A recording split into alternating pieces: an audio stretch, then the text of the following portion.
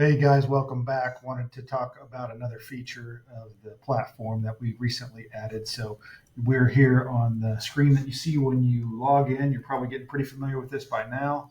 So this is just a dashboard view of your operation after you've landed, and you're going to see obviously all of these blue, everything, every parcel highlighted in blue here is basically a map of your operation. This would be done by you by just going in and using the map your land feature. So another thing that we've added in addition to just to get a little bit more granularity on the land parcel features is we actually added a separate tab here on the left for land. So when you map your land, it's going to map it out like you just saw, and then it's also going to have this tab where when you map it, you name it, and so you see, whenever you see on that dashboard, this should look familiar, and so you can start to see, okay, I've got it named as the Stuckey 60. I've got the Welch 40 over here. You should look familiar. So this can basically, going back to that dashboard, you can see, okay, that's the Welch 40 right here, that square tract going off of back to that land part, that land feature. And then also, right here, that L-shaped tract, that's the Stuckey 60, as I can see right up here. And so when I go in here and I just open that up, I'll see that, and then I can click View Details. And what I can do in here is it just obviously tells me, number of acres, parcel ID, and then I can click Manage Parcel Map if I'd like.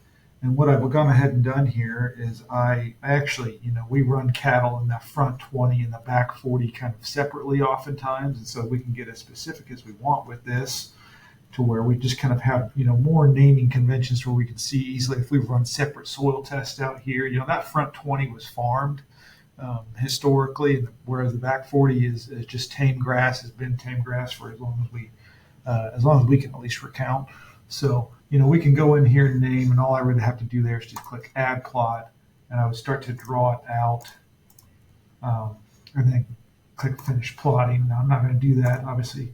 So, but that's where basically, and so to show you an example on that, I'll go back to my Welch 40 here, click View Details, and if I wanted to say Manage Parcel, I could go ahead and just add a plot within that parcel, and I'll say we'll call this. We often, kind of manage this into tracks, being east half and west half. So I could just go ahead and finish plotting that and call that right here, just click that little square and call that the East 20 or whatever I wanted to, and I can name it further if I want.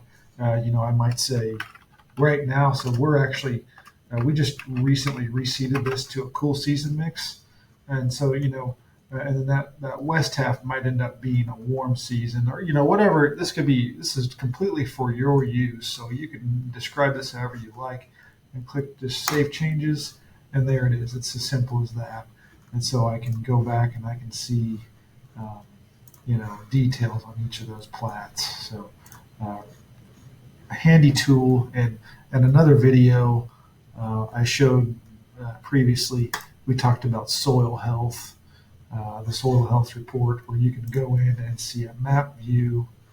So you see the soil health report on that track, but then you can see it by field. Where was that soil health report taken?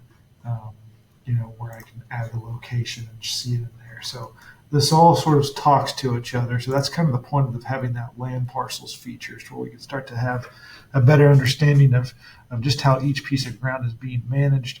What are the soil health metrics of that farm? And then a coming feature will be, what is our the other things we're going to be looking at are our weather data.